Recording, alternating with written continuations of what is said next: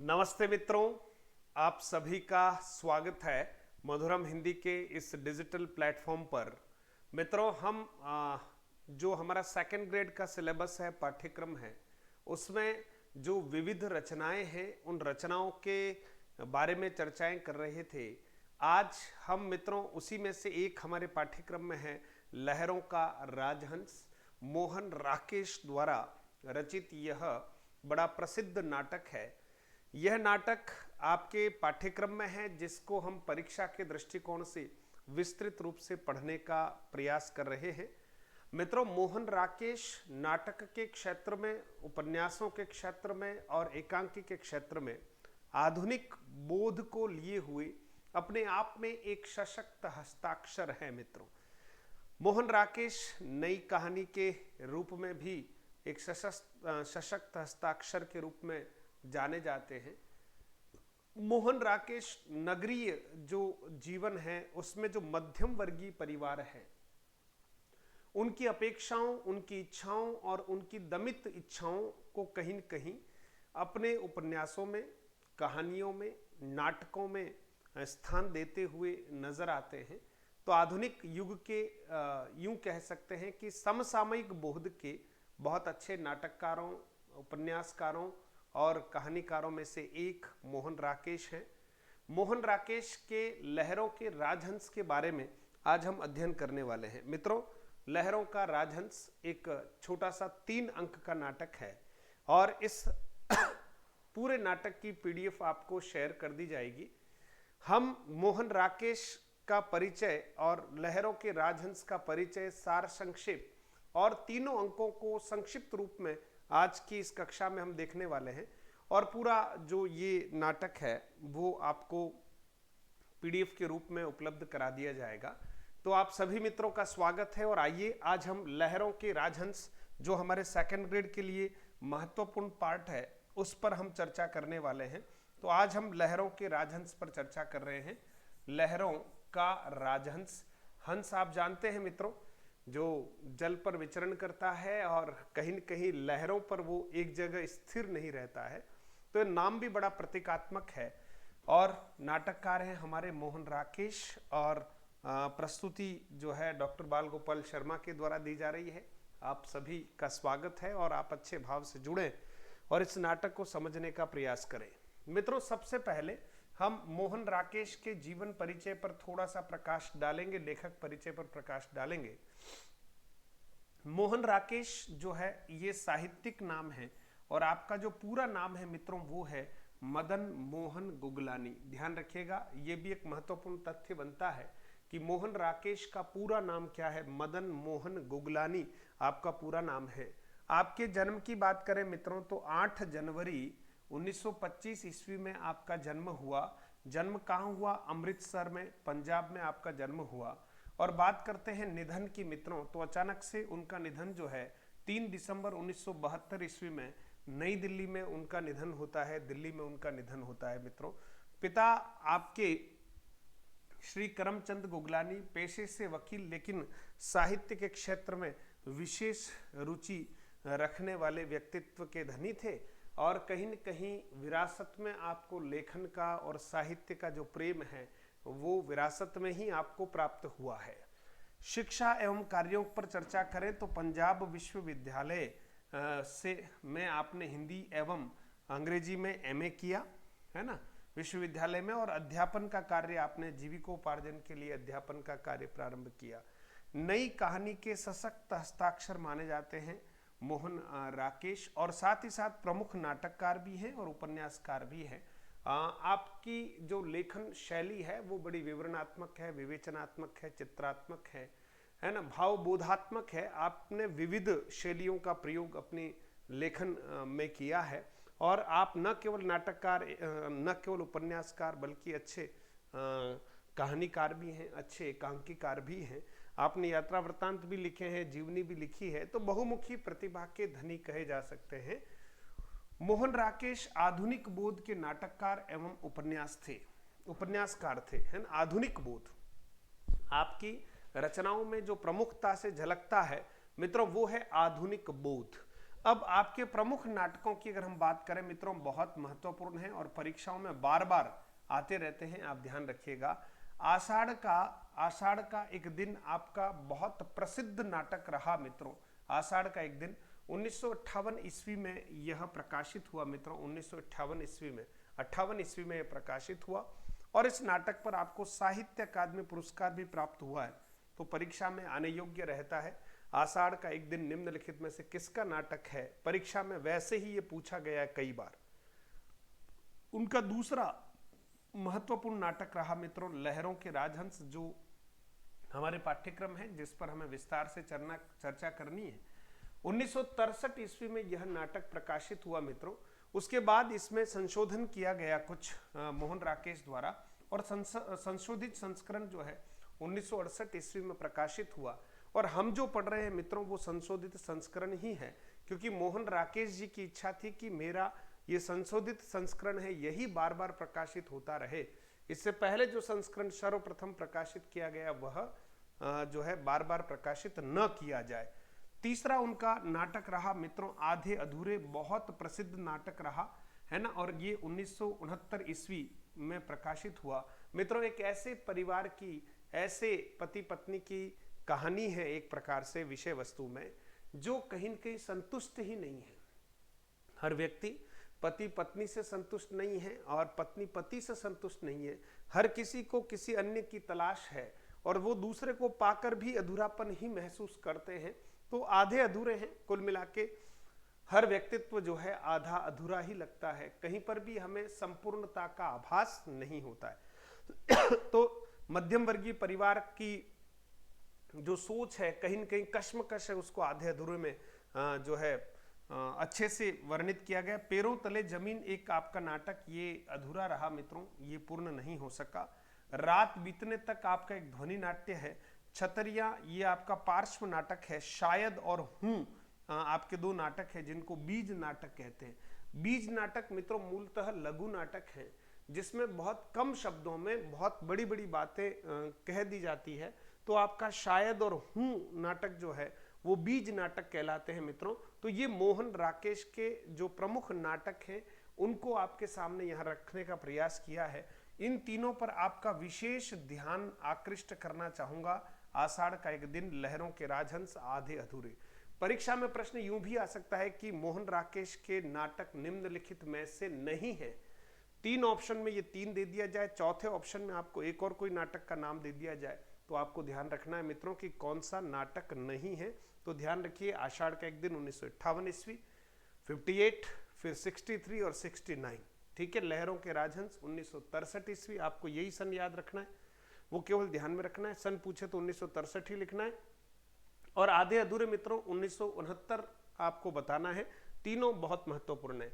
फिर आगे बढ़ते हैं मित्रों और प्रमुख एकांकी की बात करते हैं मित्रों। तो अंडे के छिलके आपने पढ़ी होगी, 11th-12th में हमारी ये कहानी प्रचलित थी, है ना। अंडे के छिलके, सिपाही की माँ, प्यालियां टूटती है, बहुत बड़ा सवाल। ये इनकी प्रमुख एकांकियां हैं मित्रों, आप ध्यान रखिएगा।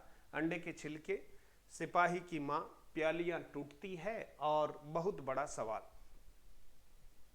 फिर मित्रों आप देखेंगे सारिका का संपादन आपके द्वारा किया गया 1962-63 ईस्वी में। प्रसिद्ध पत्रिका सारिका का संपादन आपके द्वारा किया गया।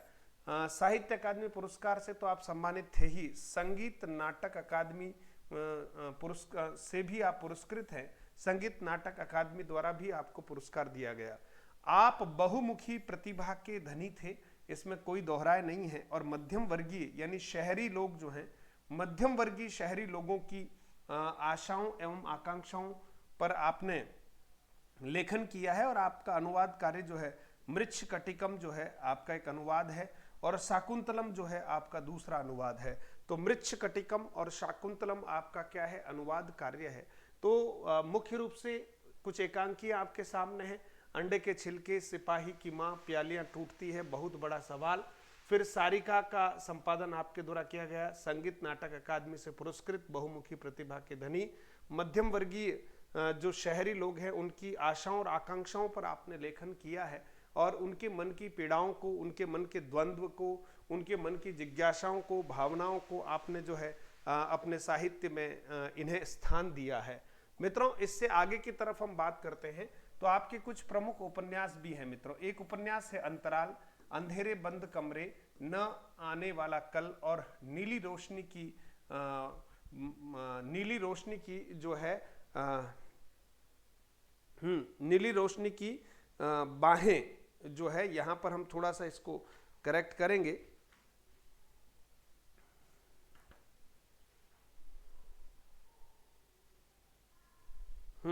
तो नीली रोशनी की बातें शायद यही, और ये अप्रकाशित है मित्रों। ये जो है अप्रकाशित है, इतना कोई महत्वपूर्ण भी नहीं है। बस आप 3 पर थोड़ा सा ध्यान रखिएगा, अंतराल, अंधेरे बंद कमरे, न आने वाला कल। ठीक है। फिर कहानी संकलन की बात करते हैं मित्रों, तो क्वार्टर आपका एक कहानी संकलन है, पहचान आपका एक कहानी संकलन है, और वारिश आपका जो है कहानी संकलन है मित्रों। यात्रा वृत्त है या यात्रा वृतांत है, आखिरी चट्टान तक आपका यात्रा वृतांत है। निबंध संग्रह है परिवेश बकलम खुद आपके निबंध संकलन है। डायरी है मोहन राकेश की डायरी, आपकी डायरी रचना है एक प्रकार से मोहन राकेश की डायरी।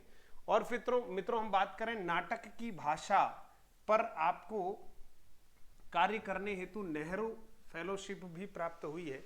नाटक की भाषा पर कार्य करने के लिए आपको नेहरू फेलोशिप भी आपको प्राप्त हुई है।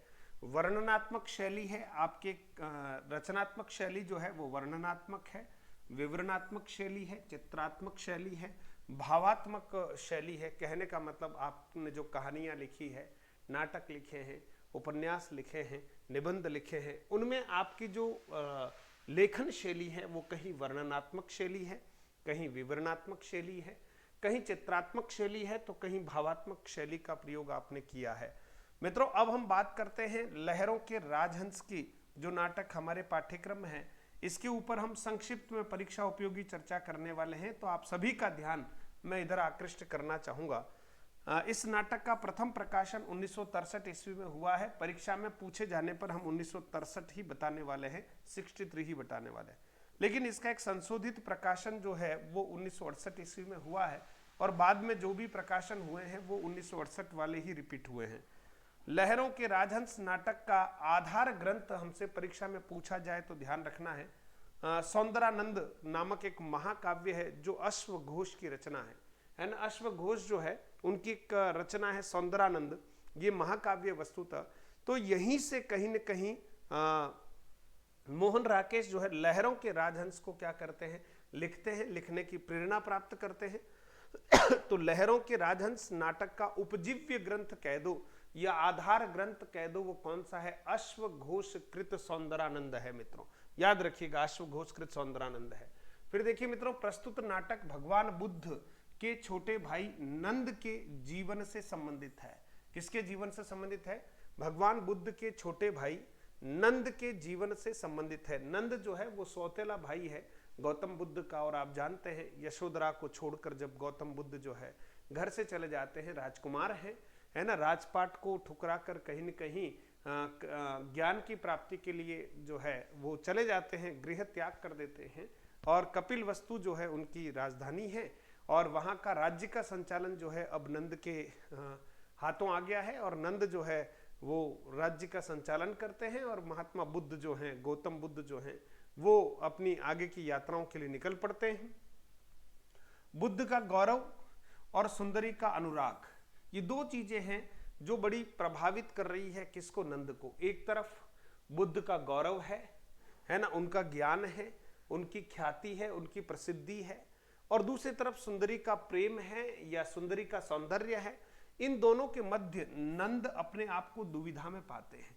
नंद इन दोनों में से किसी एक का चयन पूर्ण रूप से नहीं कर पा रहे, यानी सुंदरी के सौंदर्य के आकर्षण से भी वो मुक्त नहीं हो पा रहे हैं पूर्णतः, और महात्मा बुद्ध के उस गौरव से, उस प्रतिभा से, या उस कह सकते हैं कि उनकी औरा से, ऊर्जा से भी पूर्णतः मुक्त नहीं हो पा रहे।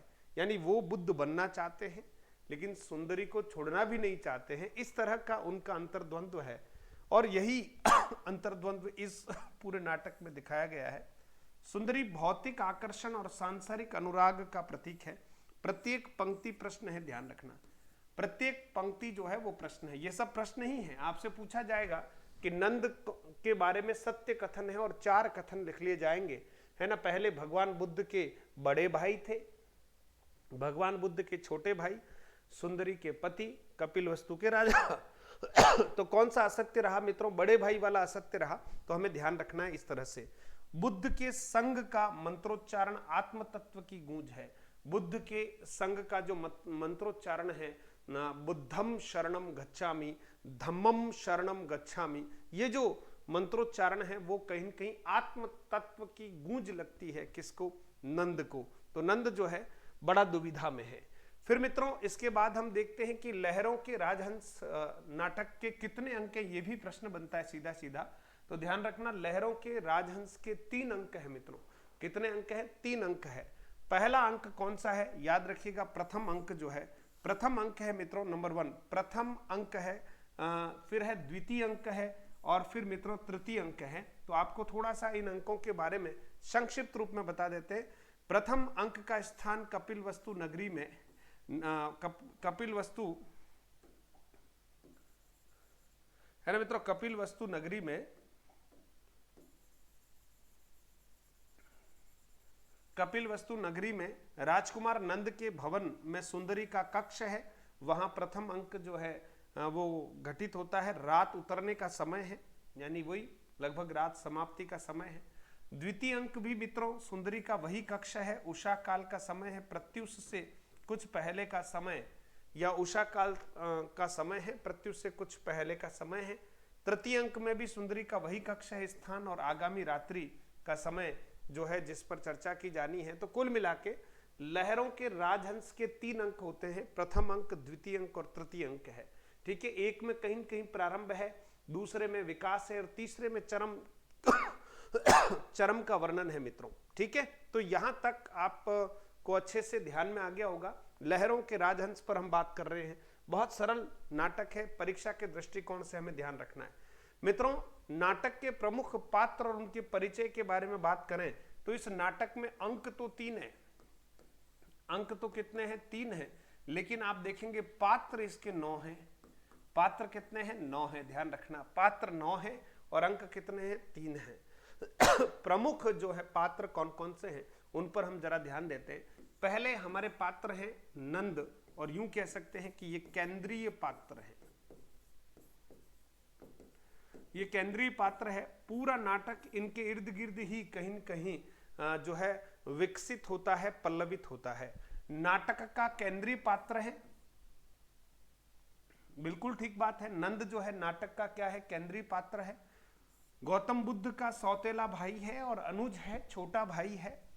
पूरा नाटक इनके मानसिक अंतर्द्वंद्व के इर्द गिर्द ही जो है बुना गया है। सुंदरी जब पास तो आध्यात्मिक होना चाहते हैं, और बुद्ध जब पास तो सांसारिक होना चाहते हैं। मतलब जब सुंदरी इनके पास होती है तो इनका मन कहीं न कहीं बुद्ध के अध्यात्म में चला जाता है, और जब ये बुद्ध के पास होते हैं तो इनका मन कहीं न कहीं सुंदरी के सौंदर्य में चला जाता है। तो बड़ा पशोपेश में है कौन? नंद।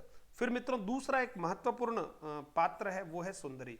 यानी ये नाटक के अगर नायक है, ध्यान रखना, तो सुंदरी जो है नाटक की क्या है? नायिका है, और प्रधान कह सकते हैं महिला पात्र है, प्रधान महिला पात्र है। सुंदरी नायिका की भूमिका में है। नंद की रूप गर्विता रानी है, बड़ी सुंदर है, और इसे अपने रूप पर, सौंदर्य पर बड़ा अभिमान है ना। रूप गर्विता रानी है यह।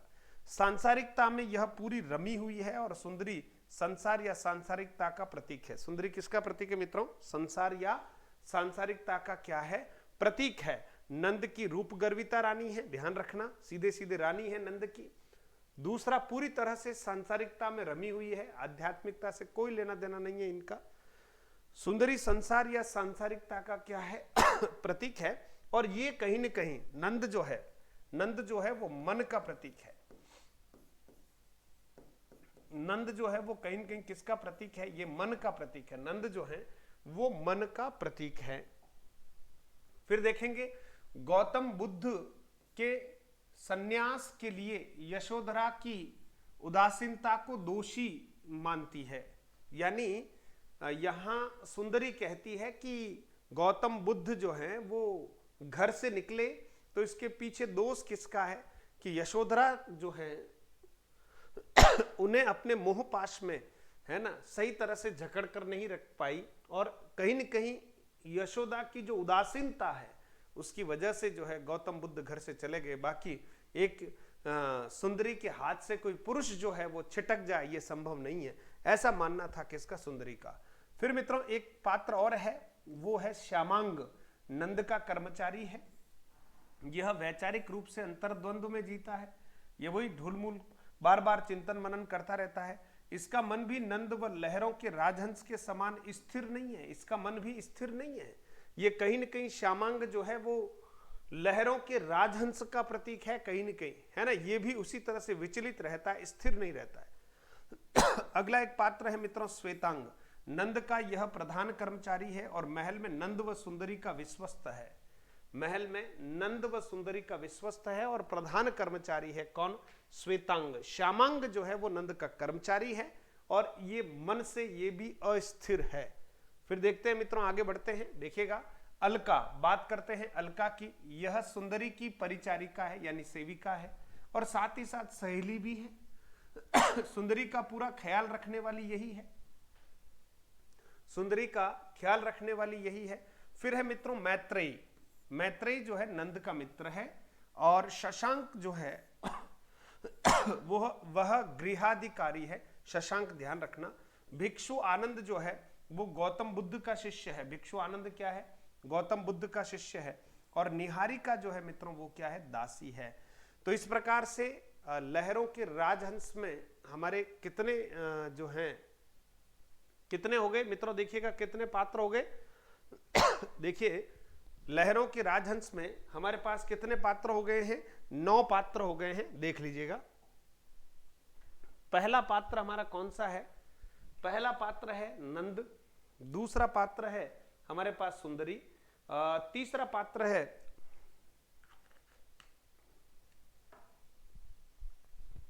तीसरे पात्र की बात करते हैं तो श्यामांग, चौथा पात्र जो है वो कौन है, श्वेतांग, पांचवा पात्र है अलका, छठा पात्र है मित्रों मैत्रेय जो नंद का मित्र है, शशांक गृहाधिकारी है, आठवां भिक्षु आनंद गौतम बुद्ध का शिष्य है और नौवां निहारिका ये एक दासी का नाम है। यहां तक मित्रों क्लियर हो गया। फिर मित्रों उक्त नाटक आधुनिक नाट्य रचना पद्धति पर आधारित है, बिल्कुल ठीक बात है, आधुनिक नाट्य रचना पद्धति पर आधारित है। नाटकीय कथाक्रम 3 अंकों में विभाजित है, यह भी बिल्कुल सही बात है कि नाटकीय कथाक्रम जो है वो 3 अंकों में विभाजित है। अभी हमने देखा प्रथम अंक, द्वितीय अंक, तृतीय अंक। जो कथा का उद्घाटन यानी प्रथम अंक में कथा का उद्घाटन है, दूसरे अंक में विकास है और तीसरे अंक में चरमोत्कर्ष, इन तीनों गुणों से संश्लिष्ट है। ठीक है, उद्घाटन, विकास तथा चरमोत्कर्ष इन तीनों गुणों से संश्लिष्ट है। नाटक का प्रयोजन स्पष्ट करते हुए डॉक्टर अवस्थी लिखते हैं, है ना, ये समीक्षा के रूप में डॉक्टर अवस्थी लिखते हैं, है ना, नाटक का प्रयोजन स्पष्ट करते हुए डॉक्टर अवस्थी लिखते हैं। वो क्या लिखते हैं कि लहरों का राजहंस के राजहंस में, है ना, लहरों के राजहंस के राजहंस में, राजहंस यानी वही हंस है जो तैर रहा है पानी पर, राजहंस में एक ऐसे कथानक का नाटकीय पुनराख्यान है जिसमें सांसारिक सुखों और आध्यात्मिक शांति के पारस्परिक विरोध तथा उनके बीच खड़े व्यक्ति द्वारा निर्णय लेने का अनिवार्य द्वंद्व निहित है। यानी एक तरफ सांसारिकता है, दूसरी तरफ आध्यात्मिक सुख है और दोनों के मध्य में एक व्यक्ति जो है वो खड़ा हुआ है और वह निर्णय नहीं ले पा रहा है और द्वंद्व से युक्त है।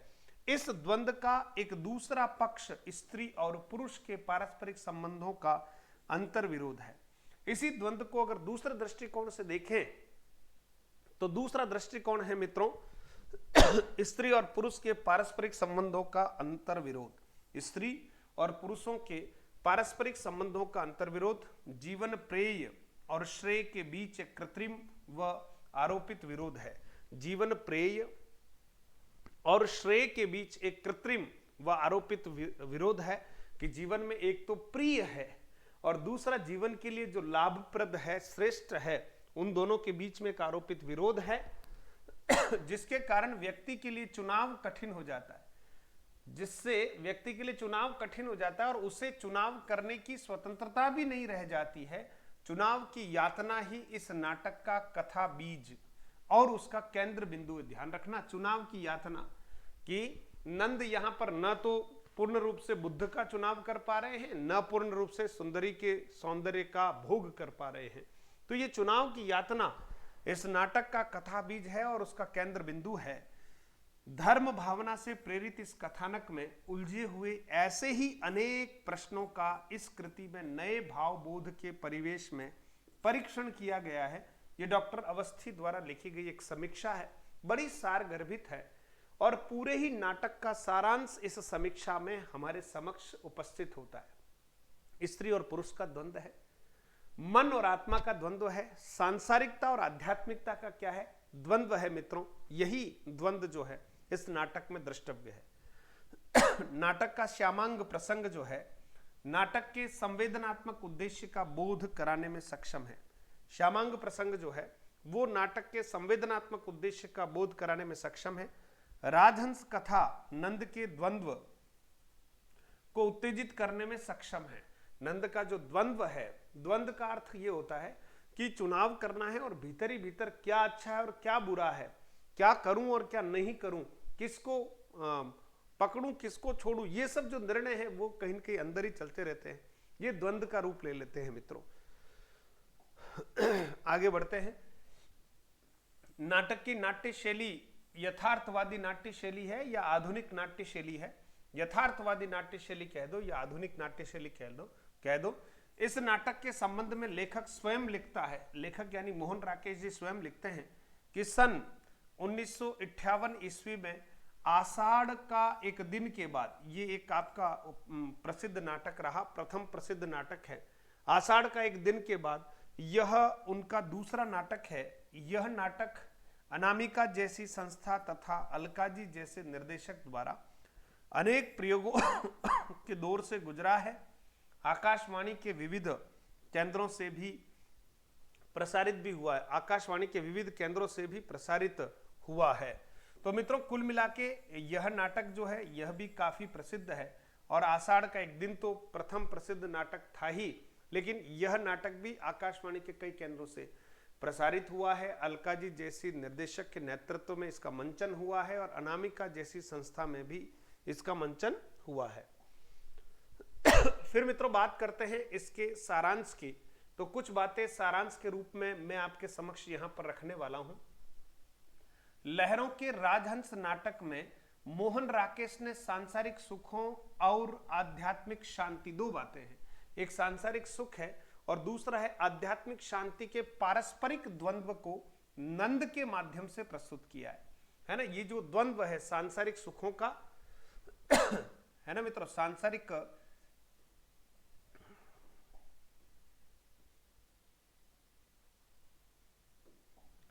यहां सांसारिक है मित्रों, एक लाइन और आनी चाहिए। सांसारिक सुखों और आध्यात्मिक शांति के पारस्परिक द्वंद्व को नंद के माध्यम से प्रस्तुत किया गया है। सिद्धार्थ द्वारा बौद्ध भिक्षु की दीक्षा लेने के बाद नंद के मन में आध्यात्मिक जीवन को अपनाने का विचार आता है।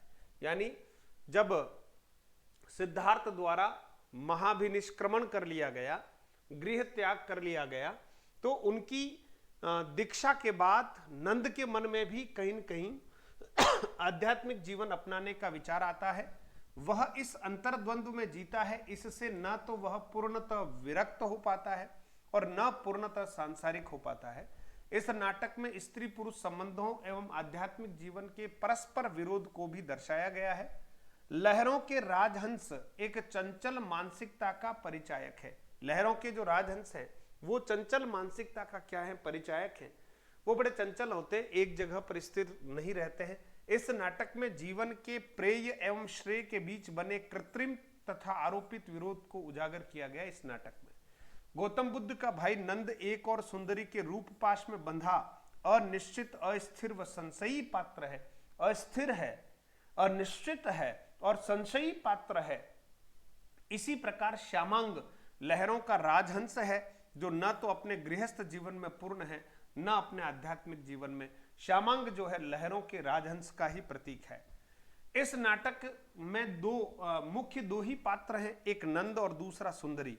चुनने का प्रश्न नंद के सामने है। सुंदरी ने तो अपने रूप दर्प को जीने का पर्याय मान लिया है, अपना जो रूप सौंदर्य है उसको ही जीने का पर्याय मान लिया, उसके लिए अध्यात्म का कोई लेना देना नहीं है। किंतु मोहन राकेश बौद्ध दर्शन के प्रतीत्य समुत्पाद, ध्यान देना, प्रतीत्य समुत्पाद और क्षणवाद, दो वाद हैं बौद्ध धर्म में प्रचलित, यानी अटूट परिवर्तन का समावेश भी इसमें कर लेते हैं। केश कटाने के बाद जब नंद घर पहुंचता है, सुंदरी कहती है लौट कर वे नहीं आए हैं। ये सुंदरी का कथन है ना। आखिर नंद जो है महात्मा बुद्ध के पास जो है क्षमा याचना के लिए जाता है। महात्मा बुद्ध उसे उस समय जो है दीक्षा दे देते हैं और उनके केश जो है उतरवा लेते हैं। और जब वो केस उतारने के बाद भिक्षु वेश में जब पुनः राजमहल की तरफ आते हैं तो सुंदरी को बड़ा धक्का लगता है और सुंदरी कहती है लौट कर वे नहीं आए हैं, जो आया है वह व्यक्ति दूसरा है। वो भरोसा नहीं करती है कि ये नंद ही है, ये जो दूसरा व्यक्ति है। अपने अहम के टूटने पर सुंदरी में भी गहरा परिवर्तन आता है। बौद्ध दर्शन के मतानुसार एक नदी को एक बार ही पार किया जा सकता है, दूसरी बार दूसरी नदी को पार करना होगा। नंद दो सशक्त व्यक्तियों बुद्ध एवं सुंदरी तथा दो सशक्त अवधारणाओं कौन सी, अध्यात्म एवं काम से आकृष्ट होता रहता है। इस तरह ढरकी की भांति यहां से वहां और वहां से यहां घूमता हुआ वह अपनी कोई पहचान नहीं बना पाता है और राग विराग, श्रेय प्रेय, नारी सौंदर्य, त्याग मूलक संन्यास के बीच में लुढ़कता रहता है। नंद जो है वो लुढ़कता रहता है किस किस के बीच में, श्रेय और प्रेय इसके बीच में, राग और विराग, नारी सौंदर्य और त्याग मूलक संन्यास दोनों के मध्य में वो क्या करता रहता है, गुड़कता रहता है, लुढ़कता रहता है। मित्रों फिर इससे आगे की तरफ बढ़ते हैं। जानकर कि गौतम बुद्ध उसके द्वार से बिना भिक्षा लिए लौट गए हैं। जब उसे ये पता चलता है कि गौतम बुद्ध जो है उनके द्वार से बिना भिक्षा लिए हुए लौट गए हैं तो उसे बड़ी ग्लानि होती है। अपराध बोध से उनका मन बड़ा त्रस्त हो उठता है। नंद का क्षमा याचना के लिए वहां जाकर बौद्ध धर्म में दीक्षित हो जाता है। क्षमा याचना के लिए जाता है लेकिन वहां जाकर बौद्ध धर्म में दीक्षित हो जाता है। मुंडित मस्तक घर लौटकर सुंदरी का साक्षात्कार करते ही पुनः अपराध बोध का अनुभव करता है। लेकिन जैसे ही सुंदरी से साक्षात्कार होता है और सुंदरी के द्वारा जो कहीं कहीं विलाप या कहीं कहीं मन में उसके जो भावनाएं हैं जब वो प्रकट होती है तो उन्हें फिर एक अपराध बोध होता है कि मुझे ये भिक्षु नहीं बनना चाहिए था। तो मतलब आप समझिए स्थिर नहीं है, वह किसी का विश्वास ओढ़कर नहीं जी सकता, नहीं जीना चाहता है, वह अपने विश्वास की तलाश में चला जाता है। आनंद एक स्थान पर नंद से कहता है मुझसे पूछना चाहते हो परंतु जो व्यक्ति तुम्हारे किसी भी प्रश्न का उत्तर दे सकता है, आनंद बौद्ध भिक्षु है, मैं वह नहीं हूं। उत्तर तुम्हें केवल एक ही व्यक्ति से मिल सकता है और उस व्यक्ति का नाम नंद है। यानी नंद जो है कहीं न कहीं कुछ पूछना चाहता है आनंद से। तो आनंद कहते हैं कि मुझसे मत पूछो, अगर आपको पूछना ही है तो आप एक व्यक्ति से पूछो जो आपके प्रश्नों के उत्तर देगा और उस व्यक्ति का नाम नंद है। मतलब यह है कि मनुष्य को अपना रास्ता जो है वो खुद चुनना होगा, किसी के कहने से रास्ते नहीं चुने जाते हैं। ये यहाँ पर एक बहुत बड़ी बात थी। श्यामांग नंद के मन के भटकाव की चीख है। श्यामांग जो है नंद के मन के भटकाव की चीख है। मृग शावक नंद के बाण से नहीं अपनी ही थकान से मरा है जो स्वयं नंद के प्रतीकार्थ में लिया गया है। सुंदरी के अहम के मूल में उसका रूप दर्प है।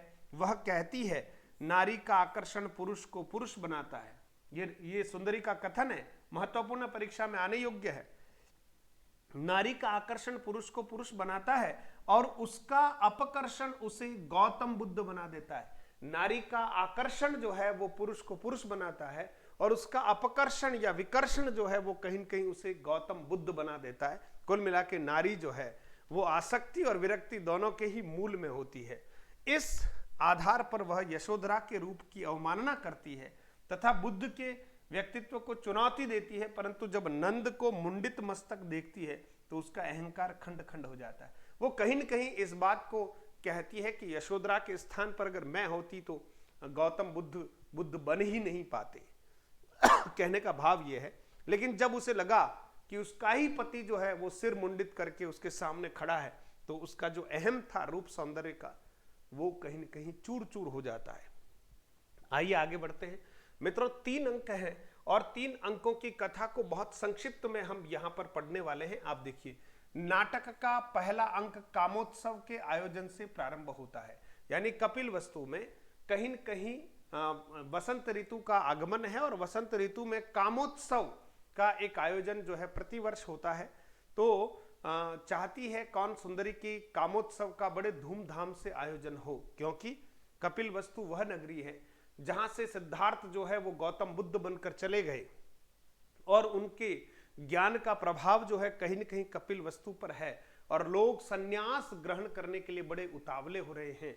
तो ऐसा लगता है सुंदरी को कि नहीं, इन पुरुषों को पुनः काम वासना में आबद्ध किया जाना चाहिए। आखिर ये कैसे सुंदर स्त्रियों को छोड़कर संन्यास धारण कर सकते हैं। तो वो कामोत्सव का आयोजन करना चाहती है और कामोत्सव का आयोजन इसलिए भी करना चाहती है कि महात्मा बुद्ध जो है वो कपिल वस्तु में आए हुए हैं, उनके प्रवचन हो रहे हैं जगह जगह। यशोधरा जो है वो भी बौद्ध भिक्षु बनने के लिए, दीक्षा लेने के लिए बिल्कुल आतुर है और ऐसी स्थिति में एक प्रकार से एक चुनौती प्रस्तुत करना चाहती है कौन, सुंदरी। किसके सामने? गौतम बुद्ध के सामने, कि तुम्हारी बात में ज्यादा दम है या मेरी बात में ज्यादा दम है। नंद की पत्नी इस आयोजन को वैभवशाली बनाना चाहती है। वह चाहती है कि अनंत काल तक इस आयोजन को कपिल के नागरिक याद रखें। प्रकारांतर से सुंदरी द्वारा इस आयोजन का उद्देश्य बुद्ध के प्रभाव को क्षीण करना है। ध्यान रखना, बुद्ध का जो प्रभाव पड़ रहा है इन दिनों उसको क्षीण करना है, क्योंकि आयोजन के दिन ही यशोधरा बुद्ध से दीक्षा लेगी और स्वयं गौतम बुद्ध बोधि प्राप्त के बाद धर्मोपदेश के लिए कपिल वस्तु आए हैं। नंद का मन अध्यात्म की ओर भी आकृष्ट है और सुंदरी के मोहपाश में भी है। दोनों तरफ है नंद का मन। वह अस्थिर चित्त को धारण किए हुए हैं। सुंदरी जानती है कि नंद कामोत्सव के पक्ष में नहीं है, फिर भी वह अपने महल से सटे हुए राजकीय उद्यान में इस आयोजन को संपन्न कराना चाहती है। नंद आखिर से आते हुए कामोत्सव में आमंत्रित कुछ विशिष्ट व्यक्तियों से मिलकर आते हैं। वह सभी किसी न किसी बहाने से आयोजन में आने से मना कर देते हैं, क्योंकि महात्मा बुद्ध का एक विशेष प्रभाव उन पर पड़ता है।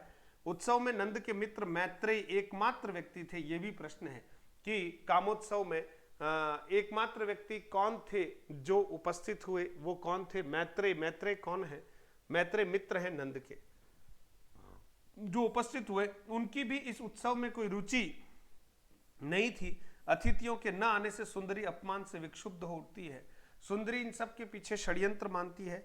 इसी अत्यंत तीव्र और गहन कथा स्थिति में प्रथम अंक जो है वो समाप्त हो जाता है। सुंदरी जब उस उत्सव में लोगों की उपस्थिति ही नहीं देखती है, जिनको आमंत्रित किया वही नहीं आते हैं, तो वो बड़ी खिन्न हो जाती है, बड़ी दुखी होती है और कहीं न कहीं आरोप लगाती है कि इस उत्सव को लेकर एक बहुत बड़ा क्या किया गया है, षड्यंत्र रचा गया है, ऐसा वो कहती है। और इसी स्थिति के साथ प्रथम अंक का क्या हो जाता है मित्रों? समापन हो जाता है। ये कथा का कहीं न कहीं कथानक का एक आरंभ है, कथा का आरंभ है मित्रों। अब आइए दूसरे अंक की ओर गमन करते हैं। दूसरा अंक क्या कहता है? नेपथ्य से श्यामांग का स्वर सुनाई देता है। नेपथ्य का मतलब एक झीना पर्दा जो स्टेज पर लगा हुआ, उसके पीछे से एक आवाज सुनाई दे रही है। नेपथ्य से श्यामांग का स्वर सुनाई देता है। श्यामांग ज्वर से पीड़ित है, यानी बुखार से पीड़ित है और उसका कहराना कोई मार्ग नहीं है। इन लहरों पर से यह छाया हटा दो, यह छाया ओढ़ी नहीं जाती। सांकेतिक भाव अंतर्द्वंद को द्योतित करता है। सांकेतिक भाव अंतर्द्वंद को क्या करता है? द्योतित करता है। ये कौन कह रहा है? श्यामांग कह रहा है। नंद रात को नींद नहीं आने से उद्विग्न रहते है ना, रात को नींद नहीं आने से वो बड़े उद्विग्न है, क्योंकि उनके मन में द्वंद चल रहा है, इसलिए नींद नहीं आ रही। सुंदरी नंद से गत रात्रि के कृत्य के लिए क्षमा मांगती है। उनके मध्य में जिस तरह की वार्तालाप और कुछ कृत्य हुए उसके लिए क्षमा मांगती है। नंद से प्रणय संबंधी बात करती है, बड़ी श्रृंगारिक बात करती है, प्रणय निवेदन जैसी बात करती है। सुंदरी रूप गर्विता होने के साथ साथ प्रसाधन प्रेमी भी है, बहुत सारे प्रसाधन का उबटन का प्रयोग करने वाली भी है। वह नंद को अपने रूप पाश में बांधने के लिए दर्पण पकड़कर खड़े रहने को कह देती है और दर्पण हिल गया। यह कथन नंद के मन का संकेत करता है। विलासी नंद का मन भी बुद्ध के प्रभाव से वैराग्य को धारण करना चाहता है। महल के बाहर एक आवाज आई, बुद्धम शरणम गच्छामि, धम्मम शरणम गच्छामि। ध्वनि सुनकर नंद के हाथों से दर्पण गिरकर टूट जाता है। यानी सुंदरी जब तैयार होती है तो नंद को दर्पण पकड़ा देती है कि आप इस दर्पण को पकड़ कर रखो, मैं तैयार होती हूँ। और जब वो तैयार हो रही होती है तो महल के बाहर की तरफ एक आवाज आती है, बुद्धम शरणम गच्छामि, धम्मम शरणम गच्छामि। तो अचानक उसके हाथ में जो शीशा पकड़ा हुआ था, आईना पकड़ा हुआ था, नीचे गिर जाता है धड़ाम से। और दासी अलका जो है वो सूचना देती है, स्वयं बुद्ध भिक्षा के लिए आए थे और खिड़की की ओर देखकर चले गए। और जब उन्होंने खिड़की की ओर देखा कि नंद जो है कहीं न कहीं वो आईना पकड़कर खड़ा हुआ है और सुंदरी कहीं तैयार हो रही है, ऐसे दृश्य को देखकर जो है बुद्ध वहां से चले गए। नंद सुंदरी का अधूरा श्रृंगार कर क्षमा याचना हेतु बुद्ध के पास चला जाता है। आधा अधूरा श्रृंगार किया है और वो चले जाते हैं क्योंकि उनके मन में बड़ी ग्लानि हो गई कि बुद्ध स्वयं आए और मैं उनको भिक्षा नहीं दे पाया। सुंदरी उनके वापस लौट आने की प्रतीक्षा में बैठी रहती है। इस अंक में भौतिक और आध्यात्मिक द्वंद्व प्रारंभ होता है ना।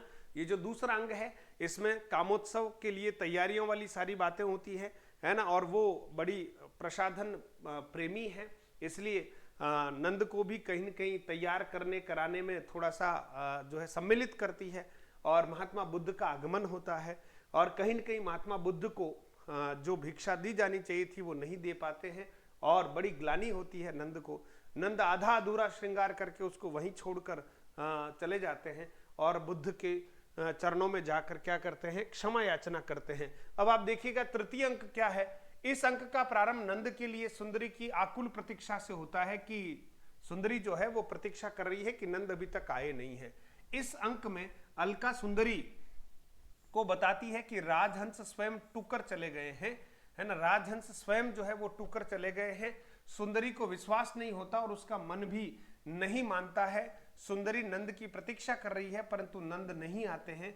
वे गौतम बुद्ध से अपने प्रमाद की क्षमा मांगते हैं, आलस्य की क्षमा मांगते हैं। गौतम बुद्ध उन्हें दीक्षित करवा देते हैं और उनके केश कर्तन कर दिए जाते हैं, यानी बाल काट दिए जाते हैं। नंद की प्रतीक्षा में आतुर सुंदरी को अलका विश्राम की सलाह देती है परंतु वह अपने माथे पर लगे विशेषक को सूखने नहीं देना चाहती है, क्योंकि ये लगाया किसके लिए था, नंद के लिए। तो उसको बस निरंतर गीला रखना चाहती है ना, सूखने नहीं देना चाहती है। नंद अत्यंत थके और केश कर्तन की स्थिति में सुंदरी के महल में पहुंचते हैं। सुंदरी नंद का स्वरूप देखकर चौंकती है और स्तब्ध हो जाती है। नंद इस परिवर्तन को अपनी आवश्यकता बताता है। नंद गौतम बुद्ध के प्रभाव में आकर भिक्षु तो बन जाते हैं लेकिन वे अभी भी सुंदरी का मोह नहीं छोड़ पाते हैं।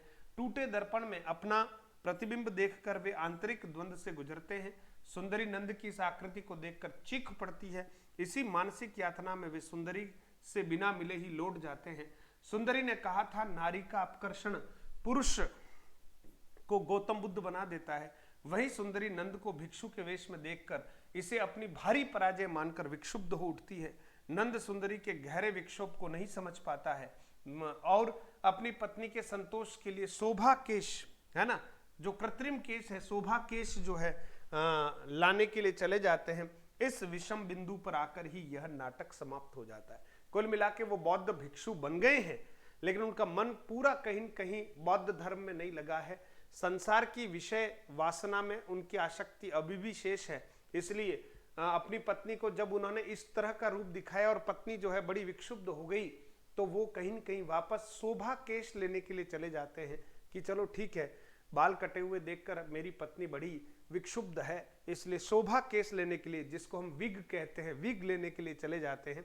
और ऐसे टर्निंग पॉइंट पर ही इस नाटक का कहीं न कहीं क्या हो जाता है, पटाक्षेप हो जाता है। मित्रों, ये नाटक जो है वो यहाँ पर आकर समाप्त हो जाता है। तो नाटक के 3 अंक और तीनों अंकों का संक्षिप्त सारांश आपके सामने रखने का प्रयास किया है। अब आप देखिए मित्रों, कुछ प्रमुख कथन और तथ्य हैं, उन पर भी हमारा ध्यान रहना चाहिए।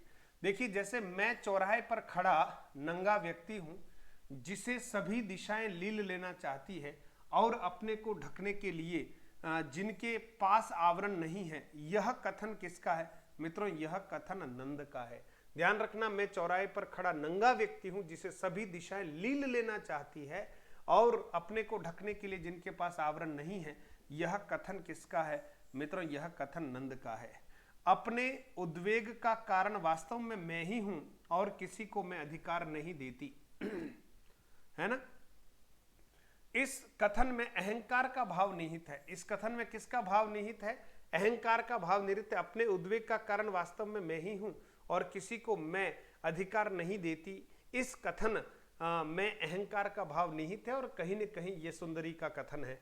नारी का आकर्षण पुरुष को पुरुष बनाता है और उसका अपकर्षण उसे गौतम बुद्ध बना देता है। यह जो है सुंदरी दासी अलका से यशोधरा के संन्यास के संदर्भ में कहती है। तो कथन किसका है? सुंदरी का कथन है, ध्यान रखना, कथन सुंदरी का है।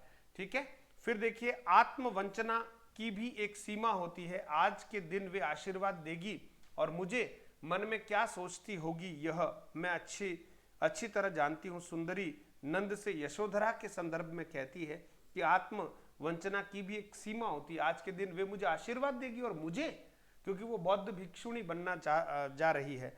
कामोत्सव कामना का उत्सव है। आर्य मैत्रेय, मैं अपनी आज की कामना कल के लिए टाल कर रखूं क्यों? यह सुंदरी मैत्रेय से कहती है। तो कथन किसका है? सुंदरी का है, ध्यान रखना। तो मुख्य रूप से जो ज्यादातर कथन है वो किसके हैं? नंद के या सुंदरी के ही हैं। फिर देखिए, मेरी कामना मेरे अंतर की है, मेरे अंतर में ही उसकी पूर्ति भी हो सकती है। बाहर का आयोजन उसके लिए उतना महत्व नहीं रखता जितना कुछ लोग समझ रहे हैं। ये सुंदरी आर्य मैत्रेय से कामोत्सव में लोगों के नहीं आने पर कहती है।